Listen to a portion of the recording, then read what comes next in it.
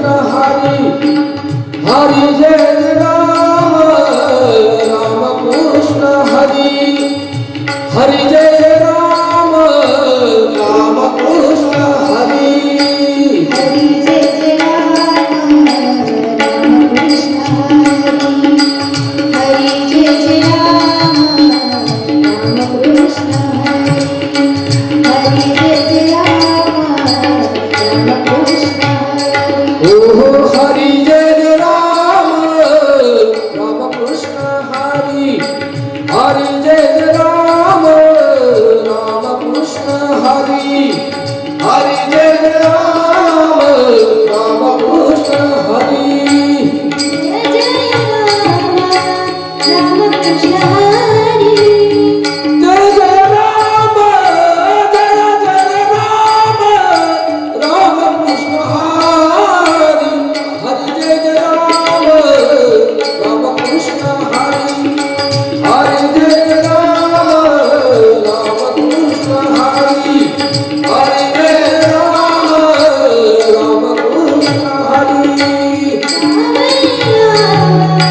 राम कृष्ण हरी राम कृष्ण हरी सावळे राम राम कृष्ण हरी राम कृष्ण हरी सावळे राम राम कृष्ण हरी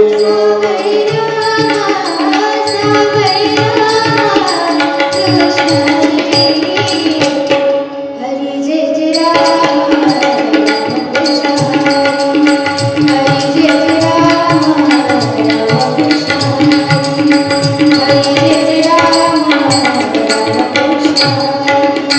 हरी जय राम कृष्ण हरी हरी जय राम राम कृष्ण हरी हरी जय राम राम कृष्ण हरी हरी जय राम राम कृष्ण हरी राम कृष्ण हरी राम कृष्ण हरी हरे राम राम राम हरे हरे हरे राम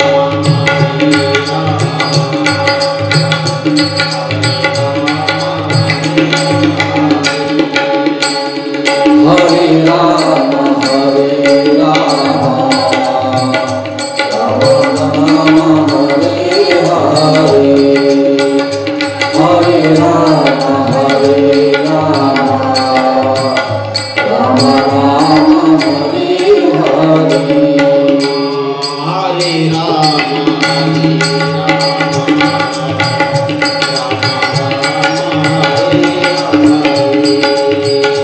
हरे राम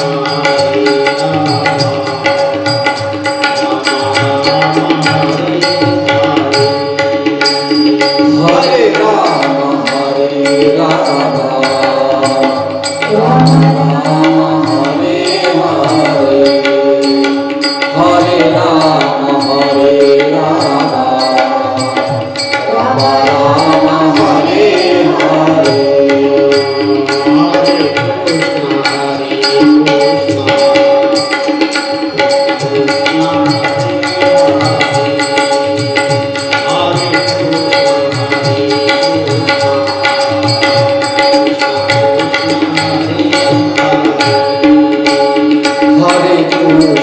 कृष्ण कृष्ण कृष्ण हरे हरे हरे कृष्ण कृष्ण कृष्ण हरे हरे हरे राम हरे राम हरे राम हरे राम हरे राम हरे राम हरे राम हरे राम हरे राम हरे राम राम राम हरे राम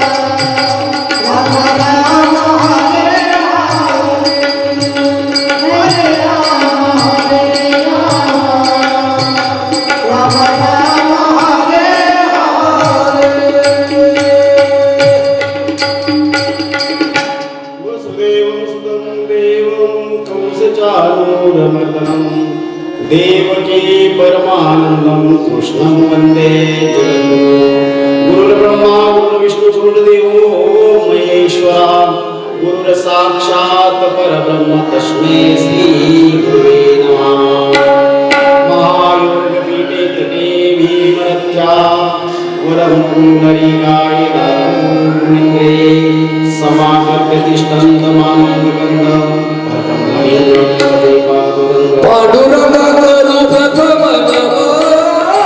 भगवन तुझे चरण सताजिया तुझे चरण सताजिया तुझे चरण सताजिया पांडुरंग करू भगवन तुझे चरण सताजिया तुझे चरण सताजिया तुझे चरण सताजिया सताजिया ब्रह्मानन्दं परमसुखदं केवलं ज्ञानमूर्तिं द्वन्द्वातीत गगनसदृशं तत्त्वमस्यादिलक्षणम् एकनित्यं विमलमञ्चलं सर्वदि साक्षिभूतं भावातीत त्रिगुणरहितं सद्गुरुं तं नमामि सकल तीर्थांची ये धुळे जी एका माता पितरे तया सेवेश कीर शरीरे लोणकीची आज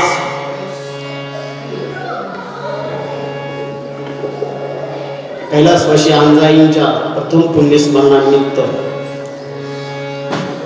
प्रवचन शिबिरासाठी घेतलेली ओवी साधकांचे मायबाप ज्ञानियांचे राजे योग्यांचे माऊली संत श्रेष्ठ महाविष्णूच्या अवतार ज्ञानेश्वर माऊलींच्या ज्ञानेश्वरीतील 17व्या अध्यायातील 207 क्रमांकाची ओवी सकळ तीर्थांची ये धुळे जी एका माता पितरे तया सेवेश कीर शरीरे लोणकीची संपूर्ण जे तीर्थ आहेत त्या तीर्थांमध्ये मुलांसाठी मुलींसाठी आपले आई वडील सर्वश्रेष्ठ तीर्थ असतात असं माऊलींनी या ओवीत सांगितलेले राम सिया राम सिया राम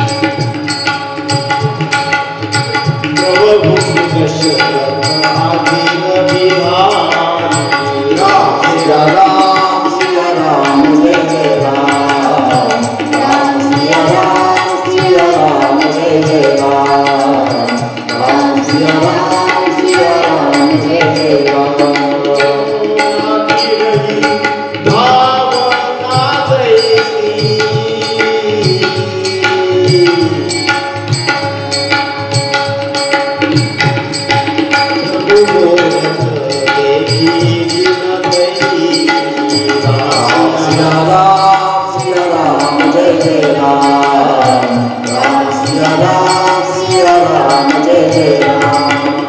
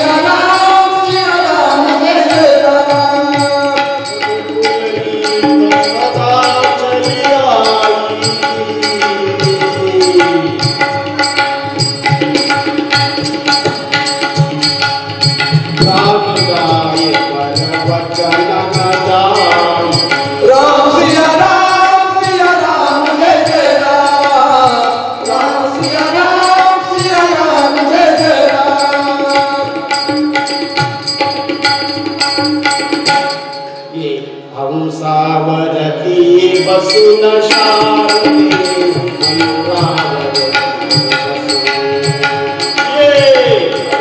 हंसावरती बसून शारदे मयूरावरती हंसावरती बसून शारदे मयूरावरती बसून हंसावरती बसून शारदे मयूरावरती बसून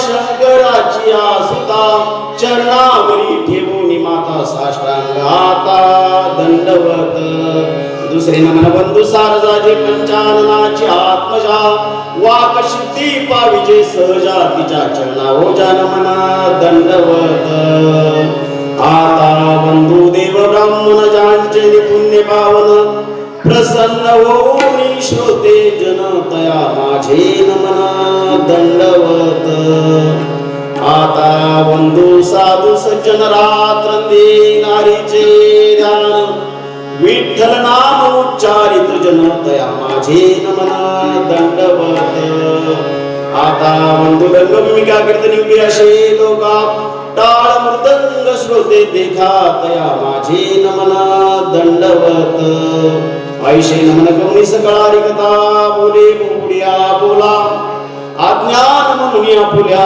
बाळा चालवी सकळा नामा म्हणे सकळ तीर्थांची धुळेची एका माता पितरे तया शिवे शिकीर शरीरे लोणगीची तीर्थांमध्ये तीर्थांचे प्रकार पडतात एक स्थावर तीर्थ दुसरं जंगम तीर्थ आणि तिसरं मानस तीर्थ आता स्थावर तीर्थामध्ये काशी प्रयाग गया जंगम तीर्थामध्ये भक्त गुरु तीर्थ त्याच्यानंतर माता तीर्थ पिता तीर्थ पती तीर्थ आणि पत्नी तीर्थ आणि मानस तीर्थामध्ये सत्य तीर्थ दान तीर्थ तप तीर्थ असे तीर्थांचे अनेक प्रकार हे 3 प्रकार आता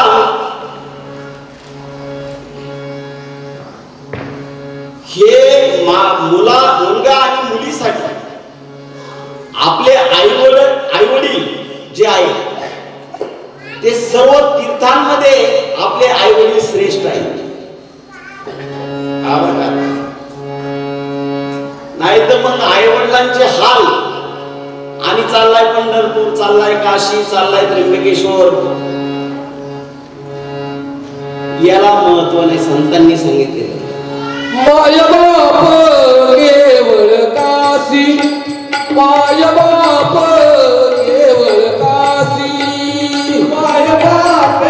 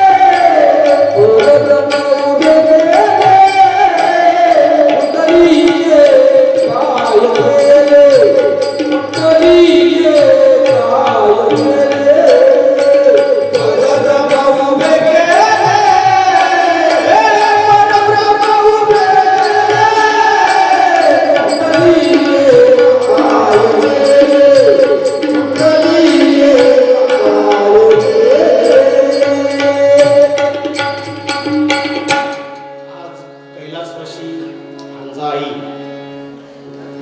नारायण तळेकर यांचं प्रथम पुण्यस्मरण. आम्ही आवाज कमी येतो का? आवाज कमी येतो का? तर अंजाई यांनी खूप असं काही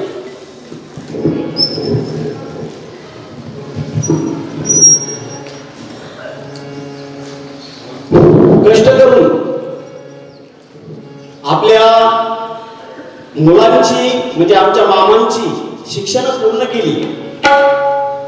श्रमगंगेच्या तीरावरती कष्टकऱ्यांची आमची वस्ती. संत वेगळा नाही आम्हा, पंत वेगळा नाही, जात वेगळी नाही आम्हा, धर्म वेगळा नाही. खरोखर तत्कालीन त्यावेळेस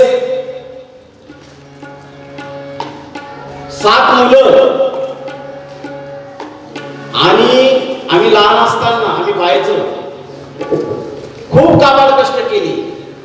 कैलासवासी नारायण बाबा तळेकर आजारी असायचे, त्यांची सेवा. आणि मला चांगलं आठवतंय ते वज्रेश्वरीला जायचे. त्यावेळेस आमची कैलासवासी अंजाई खूप त्यांच्यासाठी परिश्रम घ्यायची, त्यांच्या आजारपणात त्यांची सेवा करायची.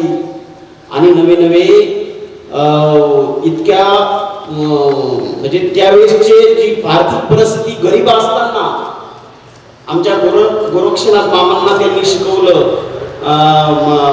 भाऊसाहेब मामांना शिकवलं आणि इतर मुलांचंही बी. आज सर्व मुलं मग ते या ठिकाणी आमचे मामा श्री एकनाथ नारायण तळेकर असतील, श्री रावजी नारायण तळेकर असतील, श्री भाऊसाहेब नारायण तळेकर सर असतील, सौ चंद्रभागा बाळासाहेब डोंगरे मुलगी आणि सौ सीमा बाळासाहेब डोंगरे मुलगी आणि श्री बाळासाहेब तुकाराम डोंगरे जावाई, श्री बाळासाहेब मुरलीधर डोंगरे जावाई, श्री संदीप संपत तळेकर नातू आणि श्री ऋषिकेश गोरक्षनाथ तळेकर नातू. हा एवढा परिवार. आणि विशेष म्हणजे मला एक गोष्टीचं आवर्जून इथं सांगायचं. मी त्यावेळेस आईला भेटायला अकोल्याला गेलो होतो, त्यावेळेस आमच्या मामी गंगूबाई तळेकर यांनी आणि त्याचबरोबर त्यांच्याबरोबर ह्या आमच्या ज्या मावशी चंद्रभागा असतील, सौ सीमा असेल, हे सर्व बाकीचे सर्वजण 1-2 दिवस जाऊन तिथं सेवा केली. आणि ती सेवा अजूनही ती मला चांगली आठवते.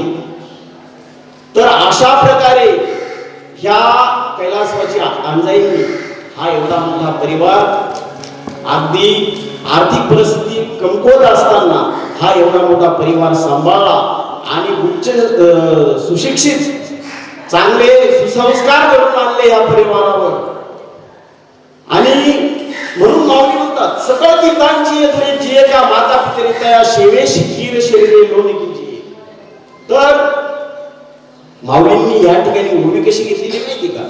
मंडनार्थ खंडन केले नाही. मंडनार्थ खंडन म्हणजे बाकीच्या तीर्थांना कमी लेखलेलं नाही. हे जे तीर्थ आहे, आई वडील तीर्थ आहे, आई बाप तीर्थ आहे, हे तीर्थ काही कमी नाहीये बाकीच्या मानाने. जसं एक ओळीमध्ये माऊली म्हणतात मोक्ष देऊनी उदार काशी होईल कीर तरी वेचावे लागे शरीर तिये गाडी. काशी मोक्ष देत परंतु त्या काशीला जाऊन राहावं लागतं. तसं बाकीचे तीर्थ कमी नाहीये, परंतु त्याही पेक्षा मुलांसाठी मुलींसाठी आपले आई वडील हे महान असं तीर्थ आहे, आपल्या जवळ आहे ते.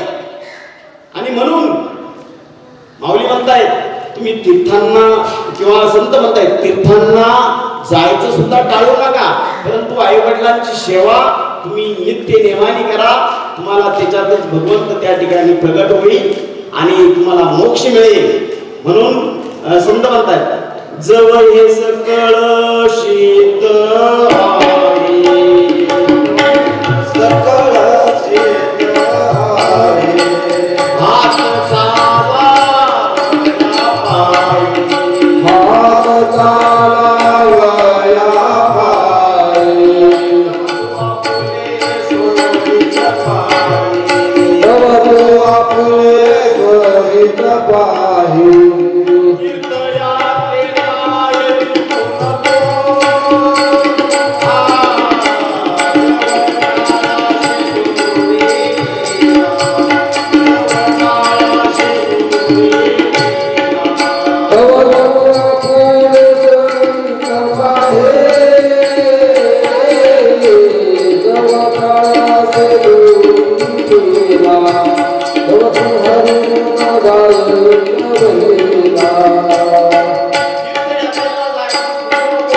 संत म्हणतायत हे तर तीर्थ आहेच, महान तीर्थ आहे आईवडील. आता पहिलं तीर्थ आपलं त्र्यंबकेश्वर जवळच अफाट आघात ज्या ठिकाणी भगवान सदाशिव प्रगट झाले, का झाले, आपण त्र्यंबकेश्वरला जातो, परंतु त्याच्या पाठीमागचं कारण असे गौतम ऋषी अहिल्या पतिव्रता अहिल्या त्या ठिकाणी गौतम ऋषी राहत होते. त्या ठिकाणी राहत होते. आता गौतम ऋषी महान तपस्वी, सकाळी जर साप पिरली म्हणायची तर संध्याकाळी ते काढायचे, एवढी तपश्चर्या द्यायची. पण गंमत अशी झाली, त्या ठिकाणी इकडे पार्वतीच्या मनामध्ये एक खुटफुट होती. भगवान सदाशिवांची पार्वती काय चिंता होती तिच्या मनामध्ये की भगवान शंकराच्या जटेमध्ये जी गंगा आहे, काय म्हणतो आपण सवत मत्सर म्हणतो ना, जी गंगा आली तिला भगवान शंकरांच्या जटेतून काढायला पाहिजे. मग गणपती बाप्पांनी काय आयडिया केली? गणपती बाप्पांनी काय आयडिया केली त्या ठिकाणी की आता हे करायचे, हे हा नियंता जो आहे तो सर्व बाजूला कसा चाली खेळत असतो. गणपतीने काय आयडिया केली की भगवान शंकरांच्या जटातली गंगा काढायची, आपल्या आईलाच ती सल आहे ती काढून टाकायची. मग त्या ठिकाणी मग आता याला तपस्वी कोण पाहायचा? गौतम ऋषी पाहिले. आणि गौतम ऋषींचं काय केलं की गौतम ऋषींकडून गो हत्येचं पातक करून घ्यायचं गणपतींनी ठरवलं. स्वर्गातील जया नावाची अप्सरा बोलून घेतली गणपती बाप्पांनी आणि त्या जया नावाच्या अप्सरेला सुंदर असं गायी बनवलं. आणि गौतम ऋषीच्या आश्रमाच्या भोवती जी शेती होती त्या शेतीमध्ये ही गायी सोडली गणपती. का तर पुढची अरेंजमेंट अशी, पुढचं करायचंय काय या देवांना. गायी सोडल्यानंतर गणपतींना कळून चुकलं की या ठिकाणी गौतम ऋषी गायी मारतील आणि गो हत्येचं पातक लागलं त्यांना. आणि मग त्याप्रमाणे खरोखर काय झालं, गायी जया नावाची अप्सरा गायी म्हणून त्यांच्या शेतात गेली गौतम ऋषींच्या. आणि गौतम ऋषींनी काय नाही एक दरबाची गाडी घेतली आणि फेकून मारली गायीला. गायी त्या ठिकाणी मेली. गो हत्येचं पातक घडलं. आता बाकीचे शेजारी बाजारचे जे ब्राह्मण वर्ग आहे, ब्राह्मण वृंद आहे, तो गौतम ऋषींना नावे ठेवू लागला की गौतम ऋषींकडून गो हत्येचं पातक झाले. मग त्या ठिकाणी गौतम ऋषी गणपती आले. आता बाबा दोन्हीकडे खेळणार. गणपती त्या ठिकाणी गौतम ऋषींकडे आले आणि गौतम ऋषींनी व्यथा मांडली, माझ्याकडून गो हत्येचं पातक झालंय, आता हे निस्तारायचं कसं? तर मग काय करायची होती गणपतीला? भगवान शंकरांच्या जटातून गंगा काढून टाकायची होती, गंगा मोकळी करायची होती. आणि मग गणपतीने गौतम ऋषींना काय सल्ला दिला की भगवान शंकरांची तपश्चर्या करा. त्या ठिकाणी तपश्चर्या केल्यानंतर आणि मग त्या ठिकाणी तपश्चर्या सुरू केली गौतम ऋषींनी. तुम्ही विश्वनाथ, तुम्ही विश्वनाथ, तुम्ही विश्वनाथ, तुम्ही विश्वनाथ, तुम्ही विश्वनाथ, तुम्ही विश्वनाथ, तुम्ही विश्वनाथ,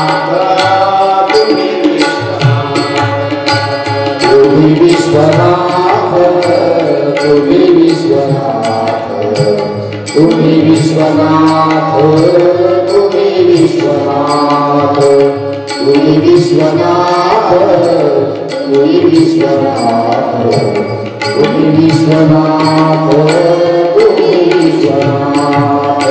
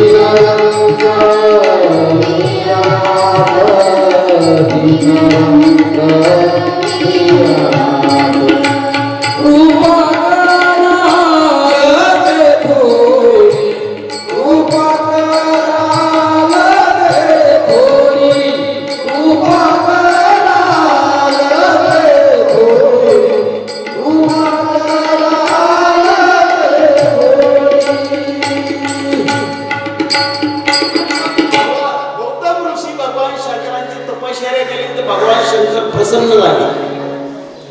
भगवान शंकर आवडत झाले. भक्तांनी प्रेमाने जर त्यांची तपश्चर्या केली ना, ते माणसं जीव जंतू काय राक्षसांना सुद्धा प्रसन्न होणार असं हे दैवत. पण भक्ती मनोभावे लागते त्याला. तर प्रसन्न झाले आणि त्या ठिकाणी भगवान शंकर म्हटले, गौतम ऋषींना तुम्हाला काय पाहिजे मागा. तर मग गौतम ऋषींनी गणपतींनी सांगितलं होतं की तुम्ही गंगा मागून घ्या. त्यांच्याकडून काय मागून घ्या? गंगा मागून घेतल्यावर तुमचं त्या गंगे स्नान केल्यानंतर गोआरतीचं पात्र निघून जाईल. आणि मग गौतम ऋषींनी त्या ठिकाणी भगवान शंकरांकडून गंगा मागून घेतली. भगवान शंकरांनी त्या जटेतील गंगा त्या ठिकाणी ब्रह्मगिरीवर आपटली. आपल्या जटा आपटल्या आणि गंगा अवतीर्ण झाली. आता गंगा अवतीर्ण झाल्यानंतर गंगा ही हिमालयाची कन्या आहे, पार्वतीची बहीण आहे. ती अवतीर्ण झाल्यानंतर गंगा म्हटली प्रगट झाल्यानंतर म्हणे मी तर आले, त्र्यंबकेश्वरला आले, परंतु तुम्हाला सुद्धा या ठिकाणी अवतीर्ण होऊन राहावं लागणार. तुम्हाला त्यानंतर भगवान शंकर सुद्धा त्या गंगेत स्नान केल्यानंतर गौतम ऋषींचं गोवाटेचं पातक केलं. भगवान शंकर सुद्धा त्या ठिकाणी अवतीर्ण होऊन राहिले. आणि राहिल्यानंतर त्या ठिकाणी ज्योतिर्लिंगातलं एक ज्योतिर्लिंग त्रिपक हा तीर्थराज, त्रिपक हा तीर्थराज, पुरविरांतरीचे काज,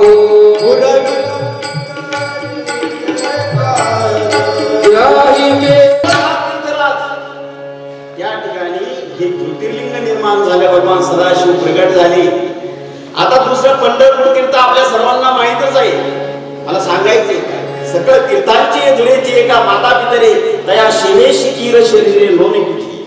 पंढरपूर हा पुंडलिक आपल्या बायकोवर नितांत प्रेम, आई बापांची सेवा करत नव्हता. काय नव्हता आपल्याला माहितीच आहे की माय पित्याच्या गळ्याला दोरी बायको खांद्यावरी, माय पित्याच्या गळ्याला दोरी बायको खांद्यावरी, पुंडलिक काशिया करी, पुंडलिक काशिया करी, पुंडलिक काशिया करी.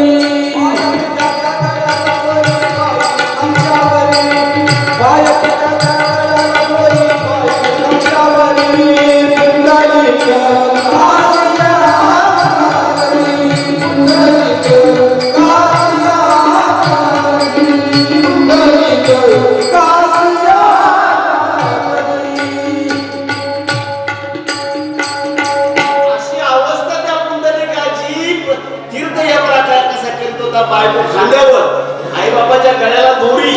आणि हा पुंडलिक एक दिवस कुकुट स्वामीच्या आश्रमाजवळ आला. आश्रमाजवळ आल्यानंतर रात्रीचं 12-1 वाजता कुकुट स्वामीच्या आश्रमामध्ये महंत बसवी कुकुट स्वामी आश्रमामध्ये रात्रीचं 12-1च्या सुमारास हा जागा होता.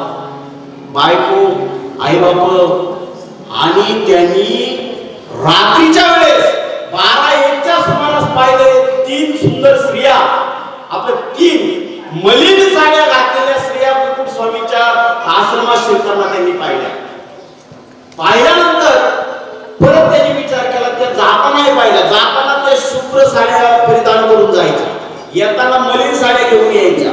पुंडलिकाने 2 दिवस पाहिला आणि तिसऱ्या दिवशी त्या स्त्रियांना विचारलं, तुम्ही कोण आहे आणि इथं कशासाठी येता? मुकुट स्वामीच्या आश्रमाजवळ पुंडलिकाचा मुक्काम होता. आणि मग त्यावेळेस त्या स्त्रिया म्हणाल्या, अरे बाबा, आम्ही गंगा, यमुना आणि सरस्वती या नद्या आहोत आणि आम्हाला तुमच्या सारख्यांची पापे जी आमच्या धुतली जातात ती आम्हाला, आम्ही सुद्धा मलिन होतो, मग आम्हाला साधू संतांच्या या मुकुट स्वामींच्या दर्शनाला दर दिवस यावं लागतं. गंगेहून थोडं संत सुचिर म्हणत गंगा शुद्ध होत त्यांच्या संगे. पुंडलिकाने विचार केला, अरे बापरे, मी तर तीर्थयात्रेला निघालो, ह्या नद्या, ह्या स्त्रिया म्हणतात तुमच्यासारखे पापी, तुमच्यासारखे आम्ही काय पाप केलं? त्या म्हटल्या, अरे बायकोला लाड पुरवतो, बायकोला खांद्यावर तो तीर्थयात्रा करतो, तुला लाज वाटते का? आई बापांची काय अवस्था आहे तुझ्या? त्यावेळेस हा चांगला घेऊन सावध काहीतरी बोध करा म्हणा. नवीन विज्ञान युग आलेले, या विज्ञान युगामध्ये स्पर्धेची चढाओढ चाललेली आहे. आई बापाला लोक विसरायला लागलेली. परंतु संतांनी जे सांगितलेले, अरे किती कमवलं, काही केलं तरी जे समाधान आहे त्या ह्या सकळ तीर्थांची जी एका माता पितरी याच्यामध्ये जे समाधान आहे, संत म्हणतात ते कुठल्याही तीर्थामध्ये समाधान, कुठल्याही बाकीच्या उद्योगामध्ये समाधान नाही. आणि मग त्या ठिकाणी हा चालता घेऊन सावध काहीतरी बोध करा मला. पुंडलिकाला झटका बसला. झटका काय बसला बाबा? माणसाला झटका बसणं गरजेचं आहे. झटका, काहींना बरेचसे झटके बसतात पण सुधारणा होत नाही. त्या ठिकाणी पुंडलिकाने आईबापाला घेतलं, पंढरपूरला आले आणि आईबापांची सेवा सुरू केली. आणि सेवा सुरू केल्यानंतर इतकी सेवा पाहून साक्षात परब्रह्म त्या ठिकाणी पुंडलिकेची सेवा पाहायला पंढरपूरला आला. भगवंत आले आणि पुंडलिकाची सेवा आईवडिलांची पाहायला लागले. पुंडलिकाला आईबापाच्या सेवेची त्या अभिमान आला आणि देवाकडे सुद्धा त्यांनी नीट लक्ष दिलं नाही. वीट गिरकवली, देवाला म्हणे उभे राहायचं. 28 युगी देव त्या विटेवर उभा आहे. पुंडलिकाच्या आई सगळं तीर्थांची आहे रे, काय म्हणता येतं माऊली. तर त्या ठिकाणी पुंडलिकाने आईबापाच्या सेवेची सेवा पाहून आईबापाची साक्षात परब्रह्म त्या ठिकाणी आली. आणि पुंडलिका भेटी परब्रह्मा, पुंडलिका भेटी परब्रह्मा, पुंडलिका भेटी परब्रह्मा, पुंडलिका भेटी परब्रह्मा,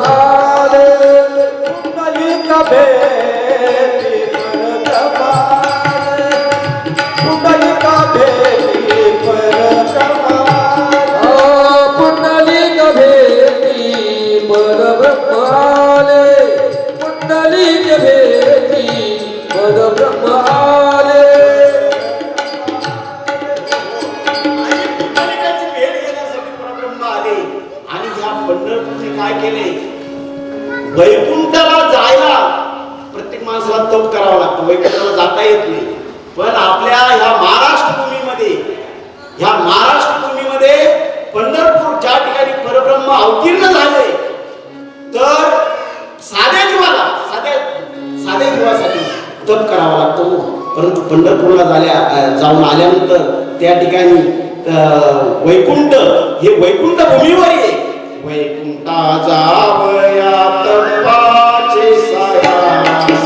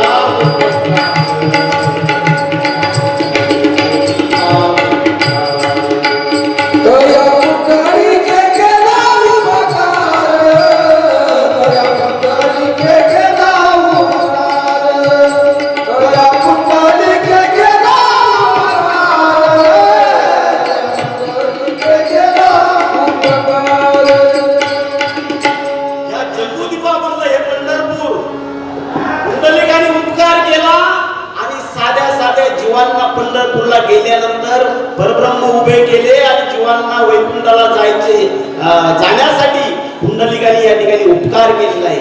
जंबूयादी बाबाजी एक पंढरपूर गाव, जंबूयादी बाबाजी एक पंढरपूर गाव, धर्माचे नगर देखा तू पंढरपूरचे नाव, धर्माचे नगर देखा तू पंढरपूरचे नाव. चला जाऊया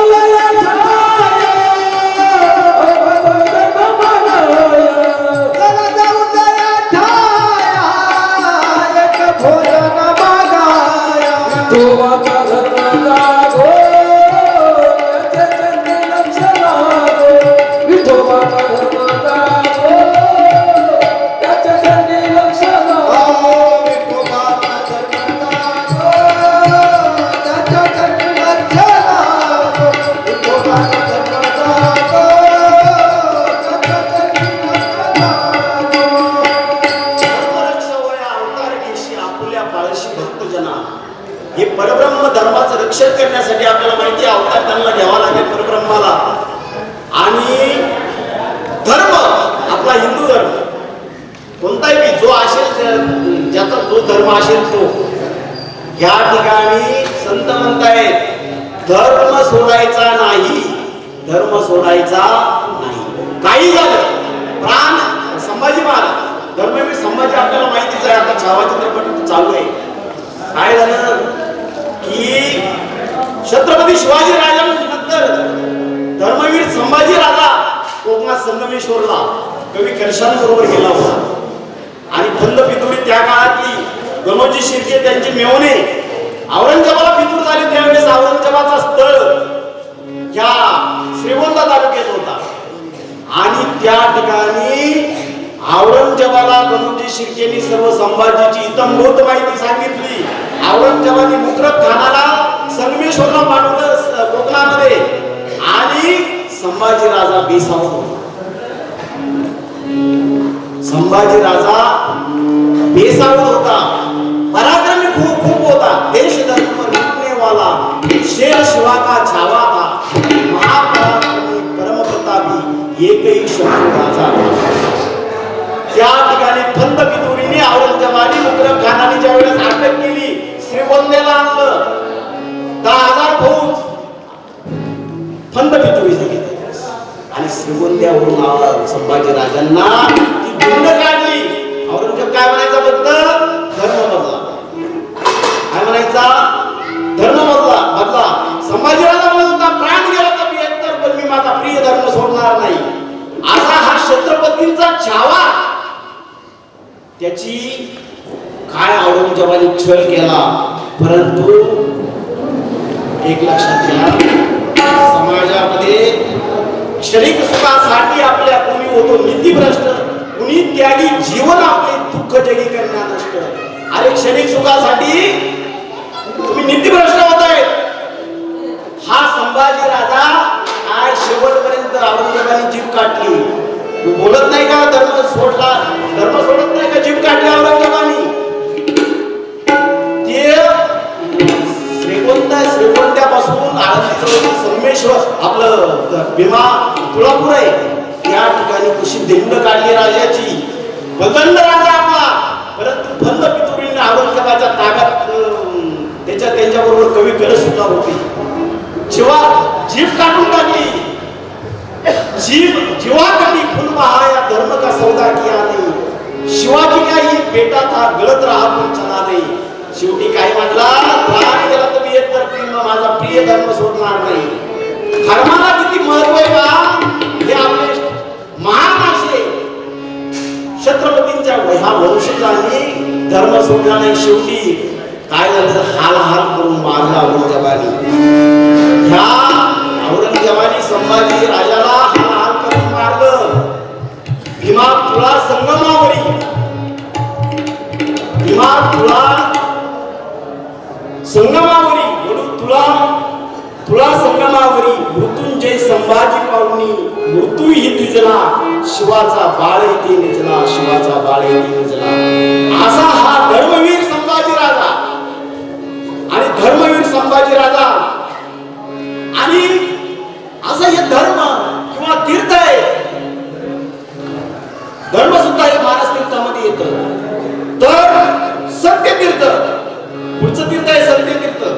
की ज्यावेळी सागरजी महाराज लोकमुद्रेने अगस्ती महाराजांना विचारलं अगस्तीचं काय, अगस्ती महाराज काय म्हटले, अगस्ती ऋषी काय म्हटले की म्हणे निव्वळ शरीर पवित्र किंवा स्वच्छ ठेवून उपयोग नाही, आपला अंतर्मन आहे.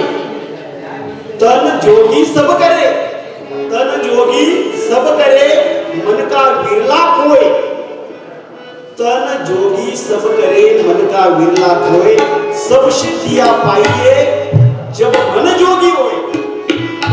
अंतर्मन जोगी झालं पाहिजे, वरती आलं पाहिजे. वर गंजकिळा लावून पंढरपूरला जाणे, वर तीर्थाला जाणे म्हणजे संत म्हणतात हे वैराग्य नाही.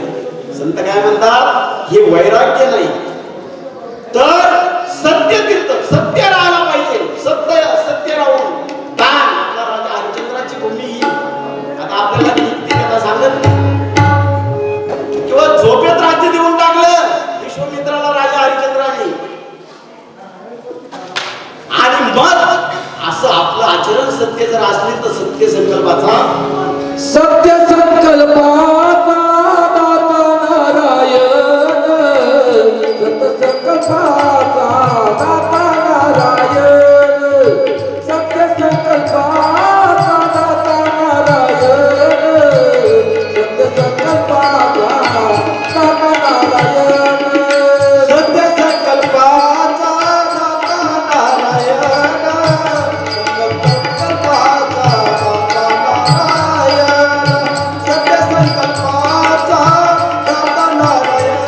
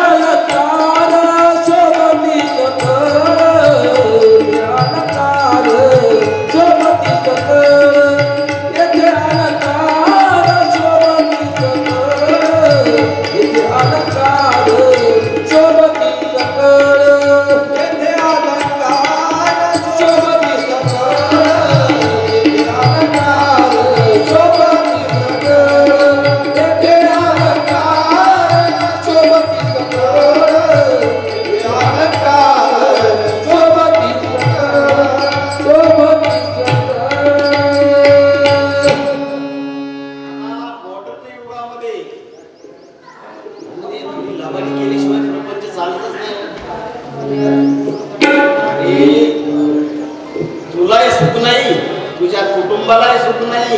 सारखी तुझे ना सारखी कुटकुट चालू आहे, तुला झोपही येत नाही. कारण दिवस उगवल्यावर जे खोटं बोलायला सुरुवात करतो तू झोपेपर्यंत खोटं बोलत राहतो. काय झालं, एकदा एक राजा होता. तो राजा त्या राजाच्या नगरात काही बाजार भरत नव्हता, दुसऱ्या नगरात गेला आणि त्या बाजारला गेला होता. त्याचे प्रधानजी वगैरे सर्व सैन्यात त्याच्या बरोबर होते. आता त्या नगरात गेल्यानंतर प्रधानजीचा राजाचा विचार झाला की आपल्या राज्यामध्ये बाजार भरवायचा.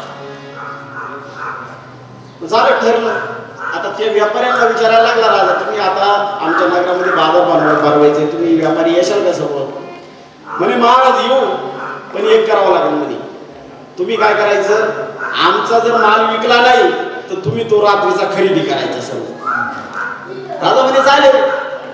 राजा बोले तर झालं बघ. काही दिवसांनी त्या राजाच्या इकडे ते व्यापारी गेले सर्व, तिथं बाजार भरायला लागला. आता मग राजाची फेरी असायची संध्याकाळच्या वेळेस. बाजारातला कुणाचा माल विकलाय उरलाय तो माल विकत घ्यायला फेरी असायची गोड्यावर. आता सर्व फेरी मारता मारता एक मूर्ती विकणारा होता आणि त्याच्याकडं एक अवदासाची मूर्त होती.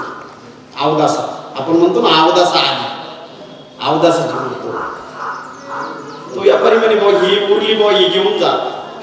राजाने ती मूर्त घेतली, अवदासाची मूर्त, आणि घेऊन गेला घरी. राजवाड्यात ठेवली.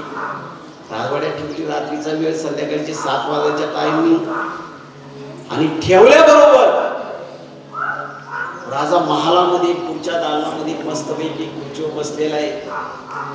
तेवढ्यात घरातून, त्याच्या राजवाड्यातून एक सुंदर अशी स्त्री लक्ष्मी लक्ष्मी बाहेर जाताना राजाने पाहिली. म्हणे कोण आहे माझ्या घरातून बाहेर चालली एक सुंदर स्त्री? राजाने विचारलं, अगं कोण आहे तू, बाहेर कुठे चालली? म्हणे मी लक्ष्मी. लक्ष्मी का बाहेर निघाली? राजाने अवदासाची मूर्त घरात आणली. लक्ष्मी बाहेर निघाली म्हणजे अवदासाची मूर्त घरात आणली. झालं. म्हणे मी अजिबात इथं थांबणार नाही, लक्ष्मी म्हटली. तशी फाट दिसली ती लक्ष्मी निघून गेली. राजा पाहतच राहिला. थोडा वेळ झाला. एक सुंदर असा तरुण गोंडस बाहेर जाताना राजाने पाहिला. राजा म्हणे अरे तू कोण आहे आणि तू का चालला बाहेर? म्हणजे म्हणे माझं नाव भाग्य आहे. माझी आई आत्ताच इथून गेली आणि माझी आई गेली, लक्ष्मी गेली. मी भाग्य सुद्धा आता तिच्या बरोबर जाणार. आई बरोबर भाग्य जाणारच ना, लक्ष्मी बरोबर भाग्य जाणारच ना, कारण अवदासा घरात आहे. शेवटी राजा विचार करायला लागला. तेवढ्यात थोड्या वेळाने परत एक सुंदर असं तरुण पाठीमाग राजाच्या पुढून जायला लागला. राजाने हात पकडला. म्हणे कोण आहेस तू, सांग, आणि तू का चालला? म्हणे माझं नाव सत्य आहे. माझी आई लक्ष्मी गेली, माझा भाऊ भाग्य गेला, आता मी सत्य ह्या इथं राहून काय करू? मी सुद्धा निघून जाणार. अरे म्हणे असं करू नको. राजाने थेट सत्याला धरून ठेवलं. सत्य संकल्पाचा दाता नारायण, सर्व करी पूर्ण मनोरथ. राजाने फिट्ट सत्याला धरून ठेवलं. काय म्हणतात, लय श्रीमंत व्हायचं, लय लखोपती व्हायचं. अरे लखोपती झाला तर तुला झोप आहे का? लबाड्या करून लखोपती होतो, तुला झोप आहे का? सत्य बोलायचं तू टाळून राहिलाय, लबाड्या करून राहिलाय, जनतेला लुटू राहिलाय. राजाने त्या सत्याला इतकं पीठ धरून ठेवलं. थोड्या वेळाने असा चमत्कार झाला.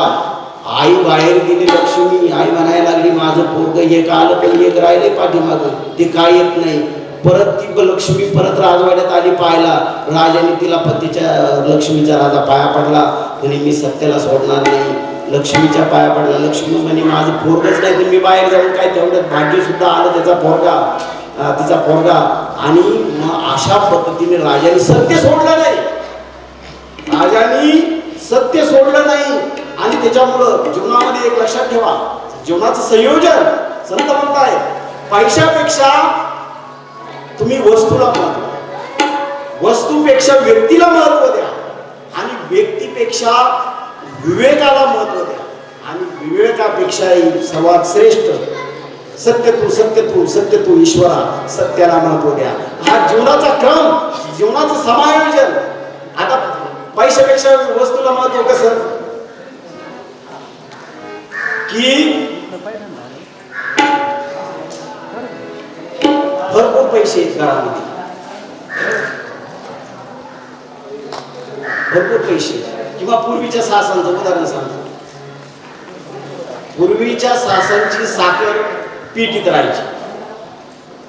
तो काळ वेगळा होता, पिठीत राहायची साखर.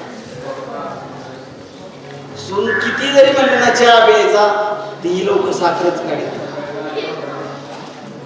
त्या सासूला कशाला महत्व दिलं तर पैशापेक्षा वस्तूला, का पैशाला महत्व दिलं तर पैशाला, वस्तूला नव्हतं महत्व दिलं. पैशापेक्षा कशाला महत्व पाहिजे? वस्तूला पाहिजे.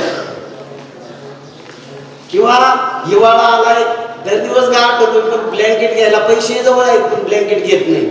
पैशापेक्षा वस्तूला महत्व द्या. वस्तूपेक्षा व्यक्तीला महत्व द्या. वस्तूपेक्षा व्यक्तीला महत्व द्या. वस्तू भरपूर आहे, परंतु त्या माणसाला देऊ शकत नाही.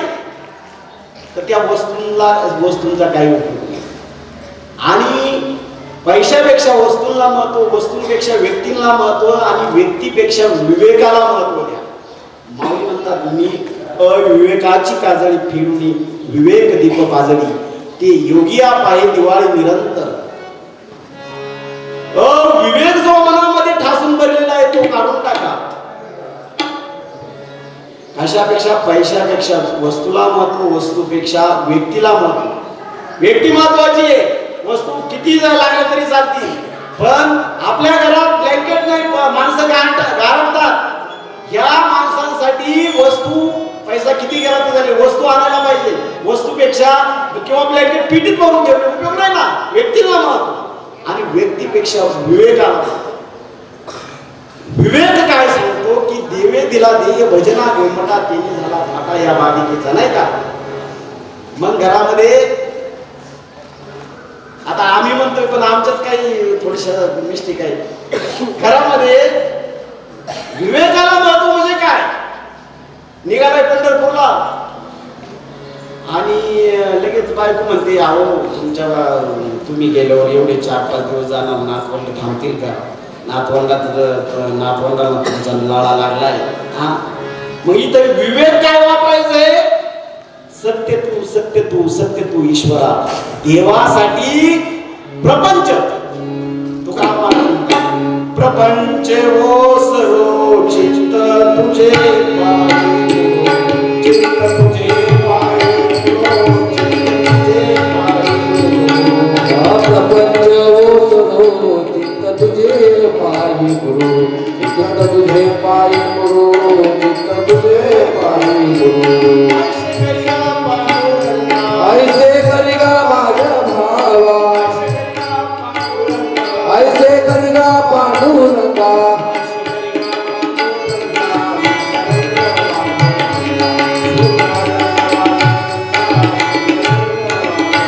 ऐसे करिगा पांडुरंगा, शुद्ध रंग वावे रंगा, शुद्ध रंग वावे रंगा, शुद्ध रंग वावे रंगा. व्यक्तीपेक्षा विवेक. विवेक त्या ठिकाणी काय म्हणला पाहिजे?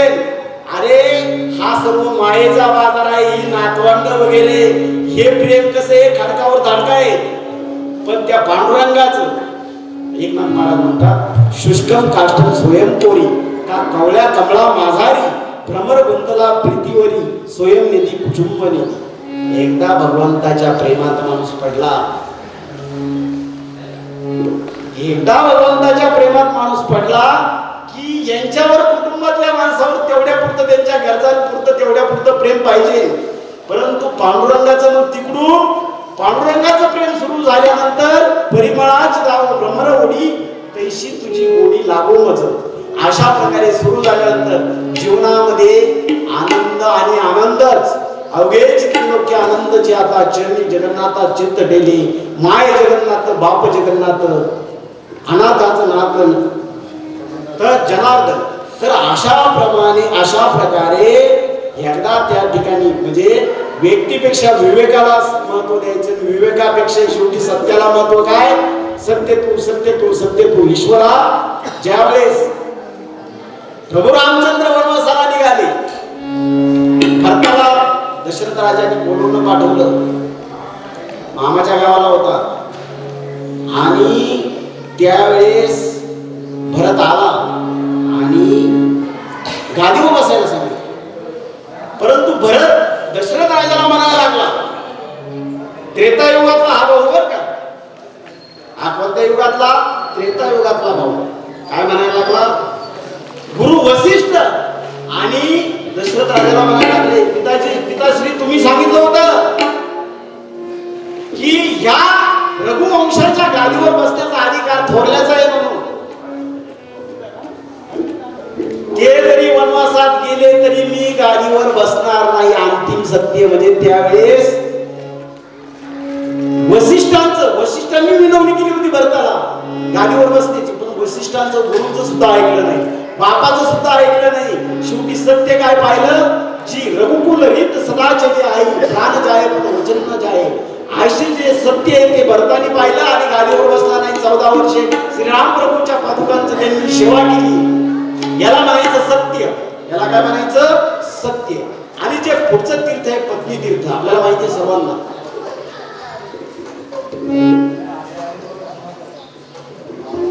बाया सुद्धा काही स्त्रिया सुद्धा असे दर दिवस नवऱ्याला मारतील, भाकरी देतील नाही तर पंढरपूरला नाळं दिला नाही का? अरे काय चाललंय काय? नवऱ्याची काय अवस्था? आणि हे पती तीर्थामध्ये येतं बरं का.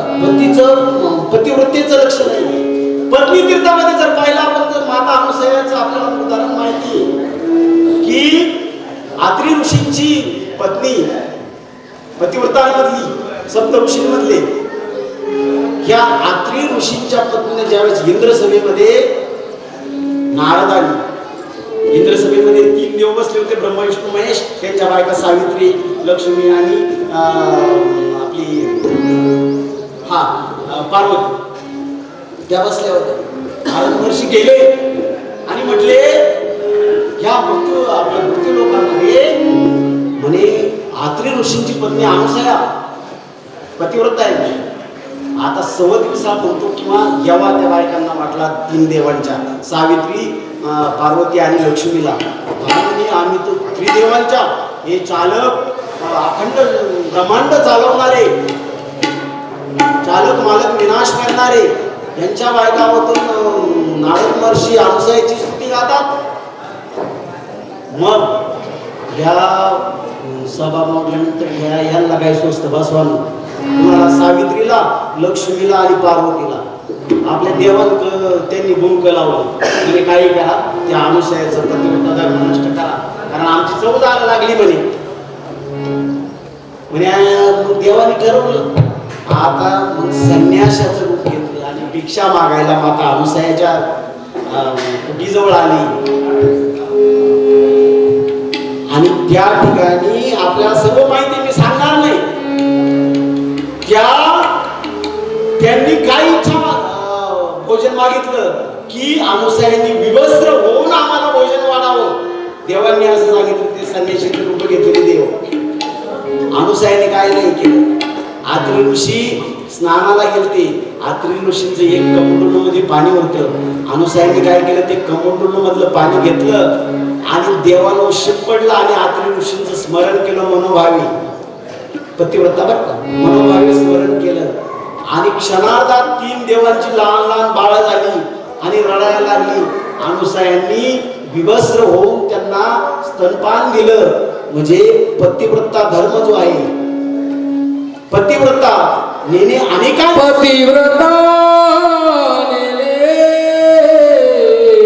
अनेकांचे स्थिती.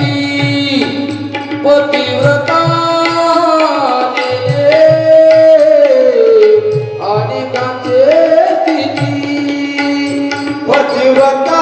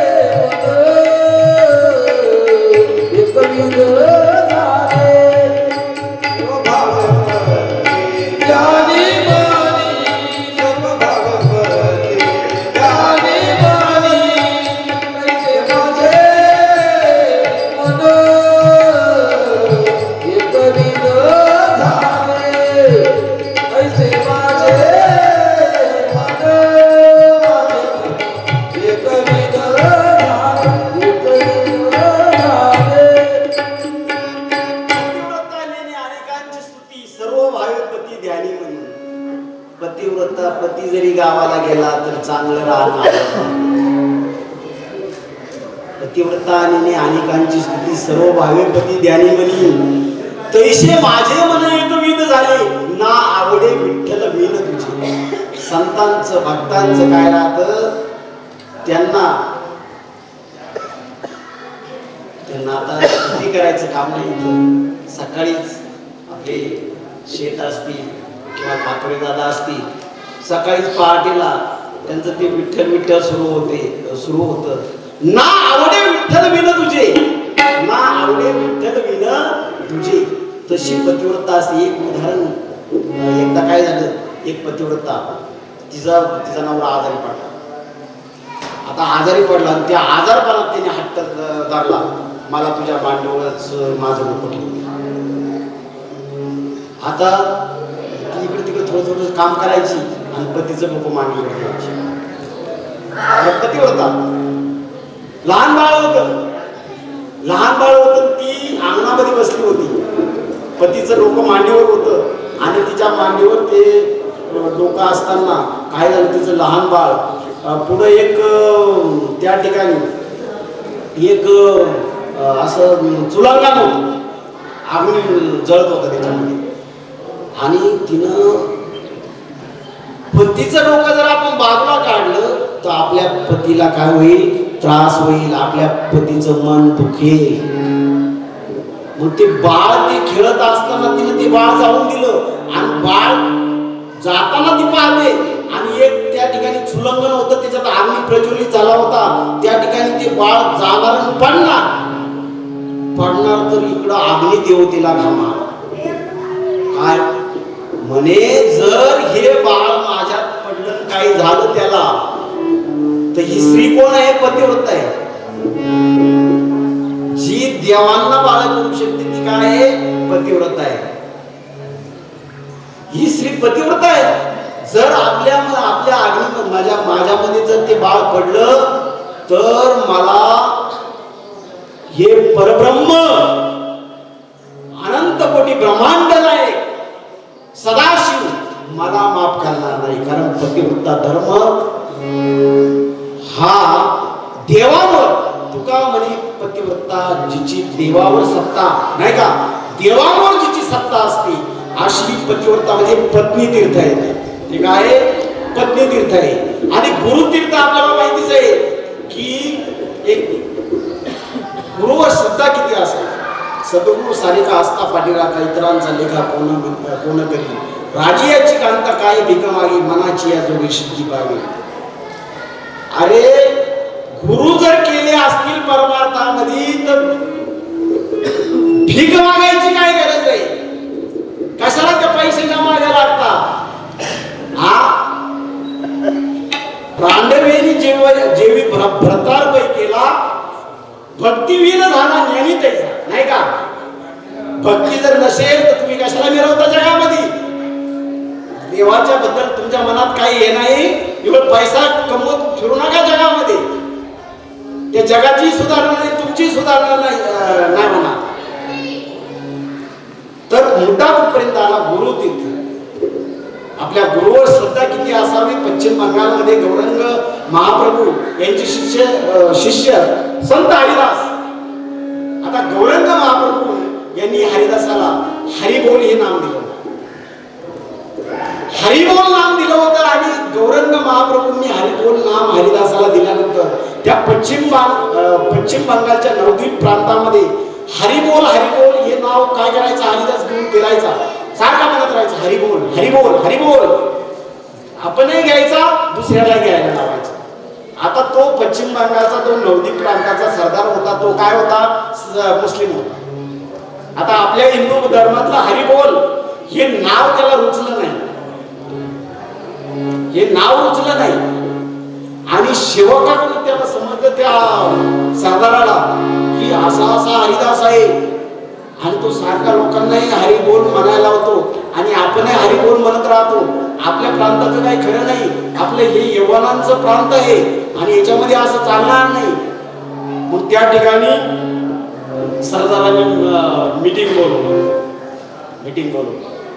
आणि हा हरिदासाचा काटा काढायचा. पण हरिदासांच्या आपल्या गुरुवर गौरंग महाप्रभू पूर्ण श्रद्धा. काटा कसा काढायचा? आता ही चांडाळ चौकटी बसली, आता याचा काटा कसा काढायचा? मग एकाने आयडिया दिली म्हणे असं करा, सरदाराला म्हणे याला असं करा, या हरिदासाला बोलून आणा दरबारात, बोलून आणू आपण आणि याचे हातपाय बांधू आणि याला काय करू गंगेमध्ये टाकू. त्याप्रमाणे शेवट गेले बाकीचे, त्या हरिदासाला बोलून आणलं.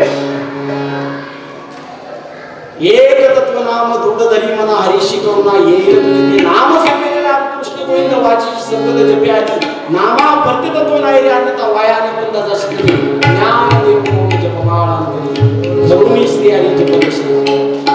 हरिदासाला पकडून आणलं. हरिदास चालू होता हरिबोल हरिबोल हरिबोल.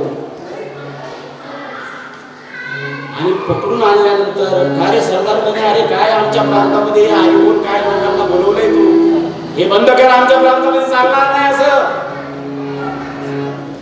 हरिदास निष्ठावंत भाव भक्ताचा सुधर्म निर्धाराई वर्म चुकून येते. जसं प्रल्हादाने नाम धरलं तसं हरिदास तुम्ही काही केलं मला कापून टाकलं तरी माझा हरिबोल राहणार नाही. मी तर घेईन दुसऱ्याला इथे नाम देईल, हरिबोल माझं राहणार नाही. आणि मग त्यावेळेस त्या सरदाराने सांगितले चार पाय बांधा गंगेमध्ये टाकून द्या. लगेच हरिबोल चालू हातपाय बांधले गंगेमध्ये टाकून दिलं. परंतु नाम चांगले चांगले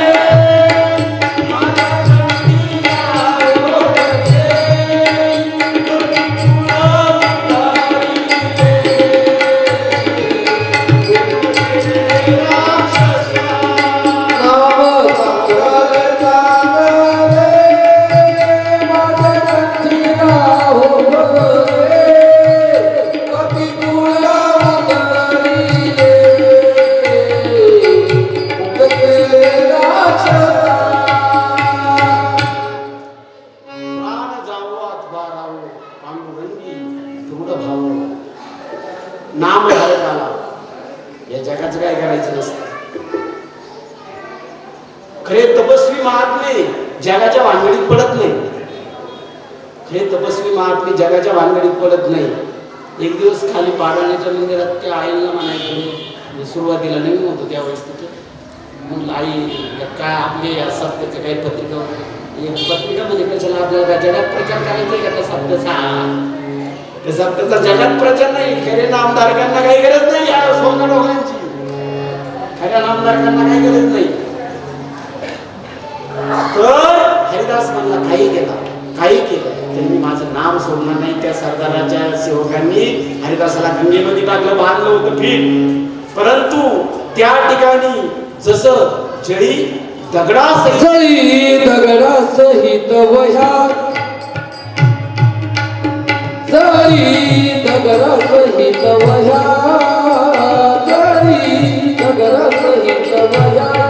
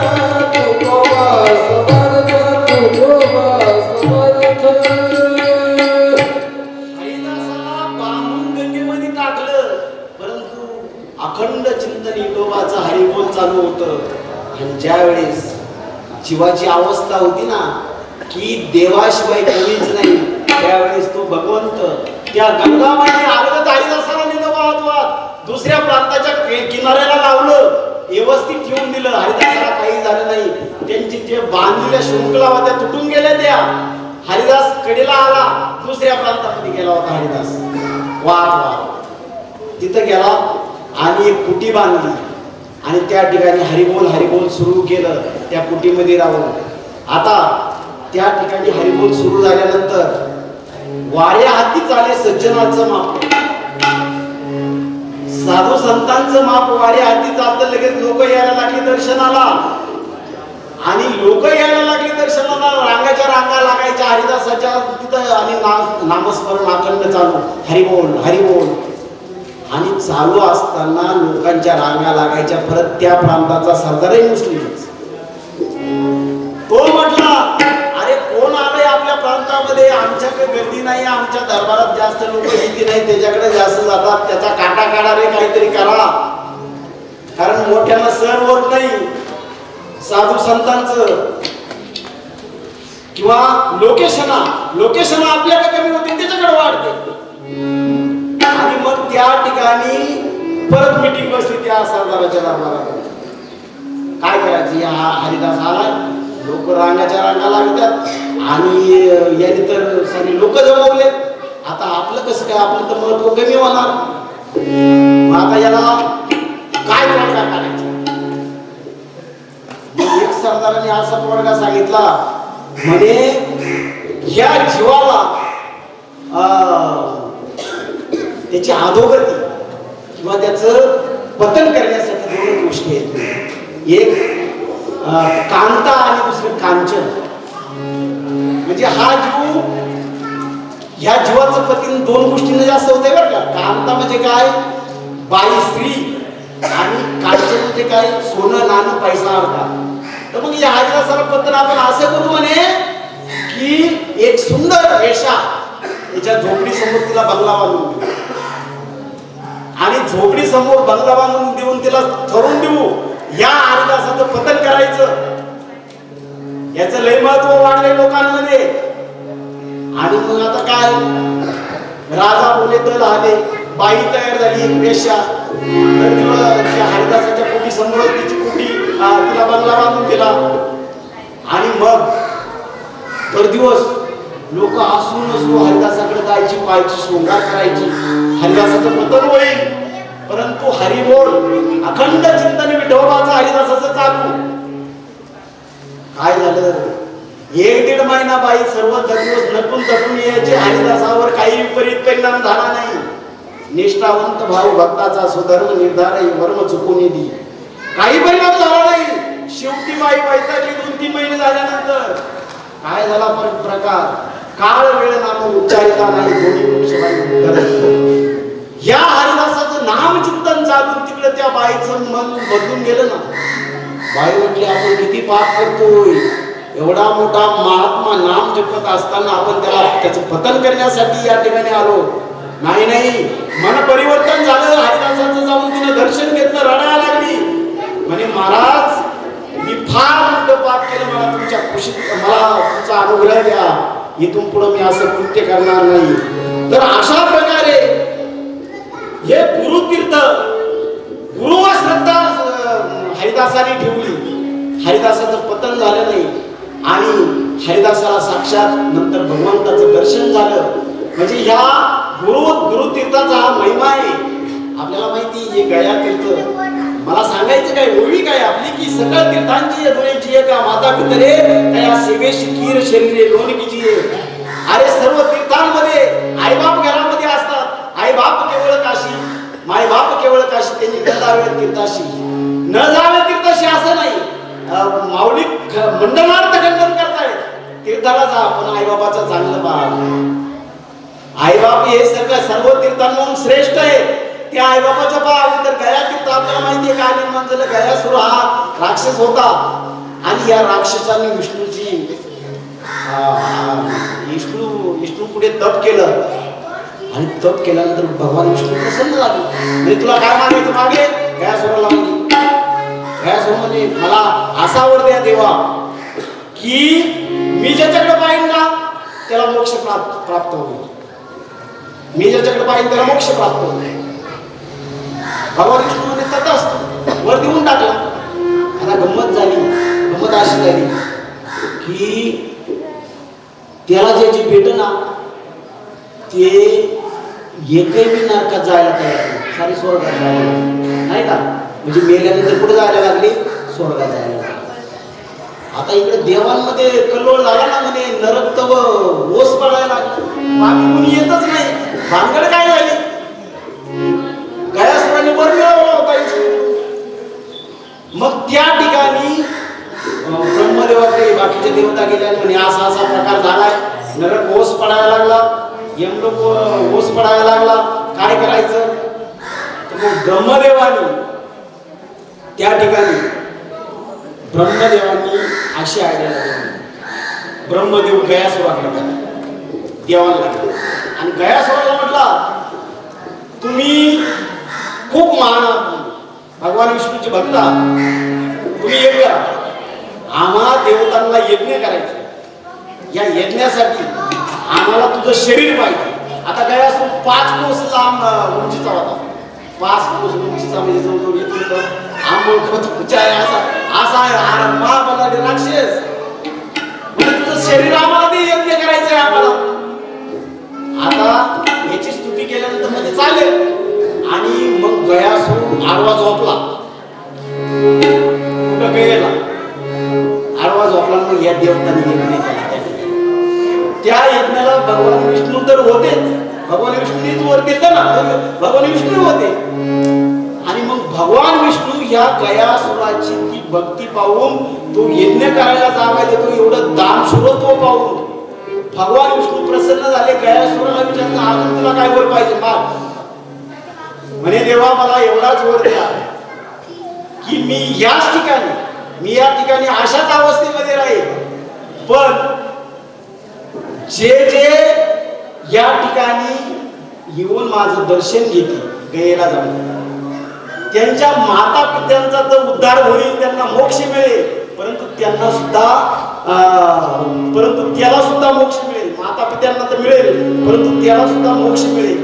आणि मग विष्णूंनी गयासुराला तो वर दिला, म्हणून गया तीर्थ या ठिकाणी ते प्रसिद्ध झालं. आणि म्हणतात ना, तुकारामाला म्हणतात पिंड पदावरी, पिंड पदावरी, पिंड पदावरी, पिंड पदावरी,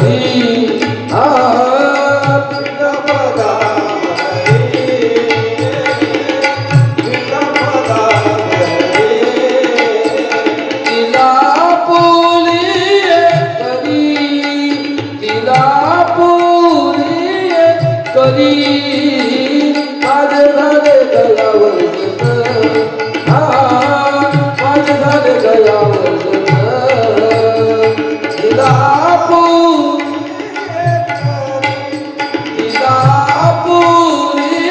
करी, माझे झाले गयावर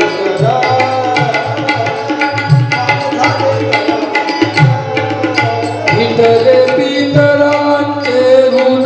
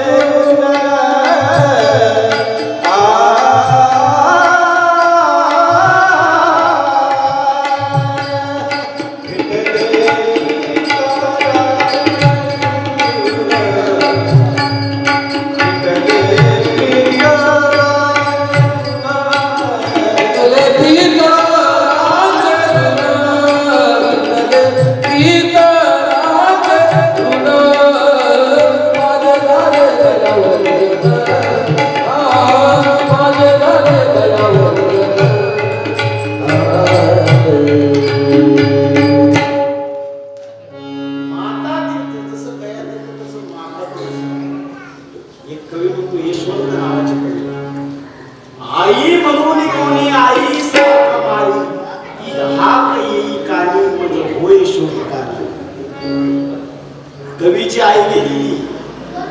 माणसाला हाय तोपर्यंत महत्व वाटत नाही, पण ह्या जगामध्ये आईसारखं प्रेम नाहीये. आई म्हणून कोणी आई साक मारी, ती हा बाई कानी मज होय शोककारी. चारा मुखी पिलांच्या चिमणी हळूच देई, चारा मुखी पिलांच्या चिमणी हळूच देई. गोठ्यात वासरांना त्या चाटतात गाई. वात्सल्य हे पशूंचे मी रोज रोज पाई, वात्सल्य हे पशूंचे मी रोज रोज पाई. पाहून अंतरात्मा व्याकुळ मात्र होई. दुर्भाग्य या विना का आम्हास नाही आई. आईचं महत्व अहो पशूंमध्ये जर पाहिलं तर किती मातृत्व अवघड आहे की ती विंचवीन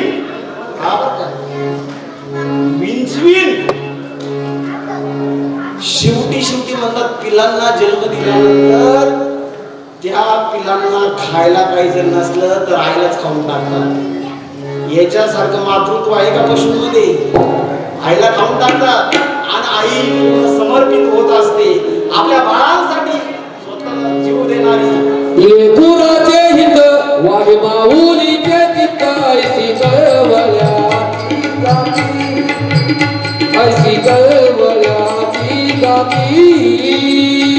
लेकराचे हित वाहे माऊलीचे चित्त ऐसी कळवळ्याची गाती, ऐसी कळवळ्याची गाती. करीना भाविना प्रीती, करीना भाविना प्रीती, करीना भाविना प्रीती, करीना भाविना प्रीती, करीना भाविना प्रीती, करीना भाविना प्रीती,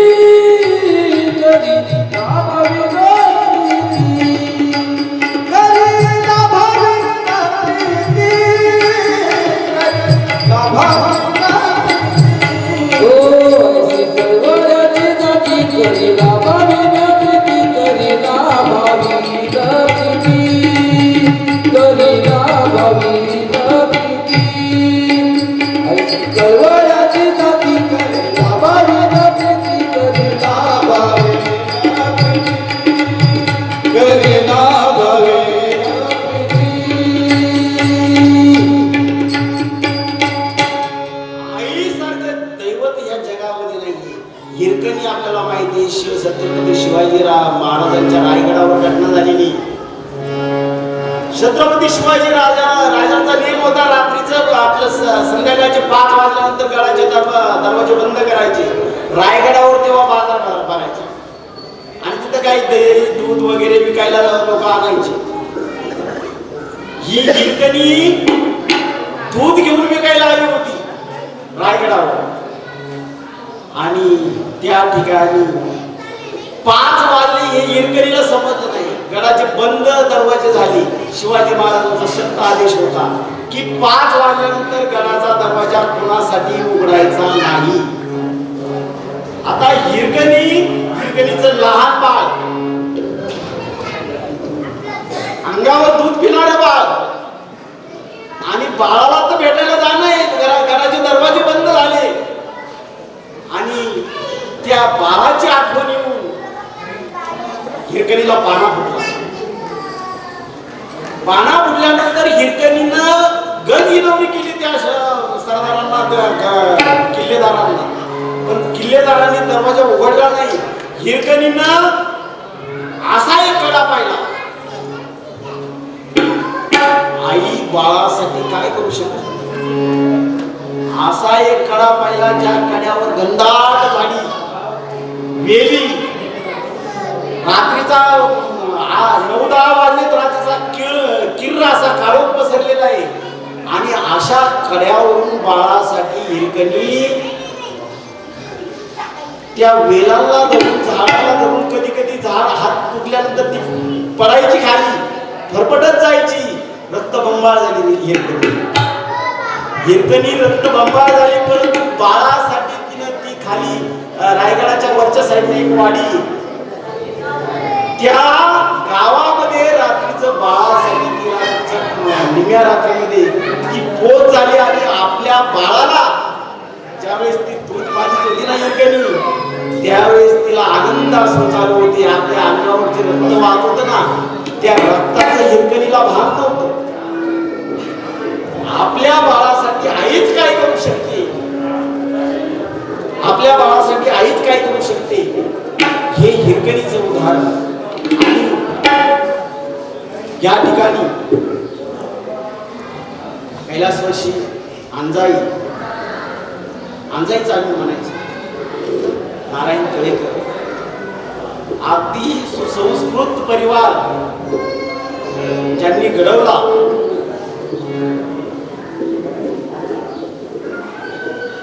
मग बाकीचे असतील, आमचे मामा असतील, आमच्या मामी असतील, मी निरीक्षण केलं की प्रत्येक अगदी कुठलाही कार्यक्रम असो, गावातला असो, कुठलाही असो, तयारीनं त्यामध्ये भाग घेणार संस्कार. कारण काय, कुळी कन्या पुत्र होती जे सात्विक, कुळी कन्या पुत्र होती जे सात्विक, कुळी कन्या पुत्र होती जे सात्विक, कुळी कन्या पुत्र होती जे सात्विक, कुळी कन्या पुत्र होती जे सात्विक, तयाचा हरिका वाटे देवा, कुळी कन्या पुत्र होती जे सात्विक, तयाचा हरिका वाटे देवा, कुळी कन्या पुत्र होती जे सात्विक, तयाचा हरिका वाटे देवा, कुळी कन्या पुत्र होती जे सात्विक, तयाचा हरिका वाटे देवा. ओ कुळी कन्या पुत्र होती जे सात्विक, कुळी कन्या पुत्र होती जे सात्विक, कुळी कन्या पुत्र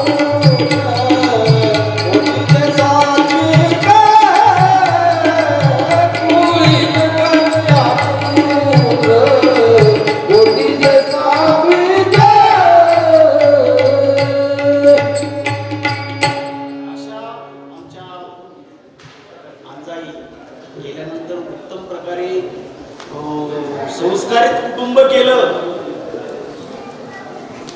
निवळ निरीक्षण जरी केलं त्या कुटुंबाचं, संस्कारित कुटुंब केलं आणि काहीतरी नाव ठेवून, काहीतरी नाव मागे ठेवून त्या आपल्यातून आज 1 वर्ष झालं गेलेले आहेत. आणि गेल्यानंतर त्यांची कीर्ती पाठीमागे राहिलेली. तर तुकाराम महाराज म्हणतात, तुका म्हणे रमणीची सारी, तुका म्हणे कमळणीची सारी, तुका म्हणे कमळाची सरे, तुका म्हणे कमळाची सरे, तुका म्हणे कमळणीची सारी, तुका म्हणे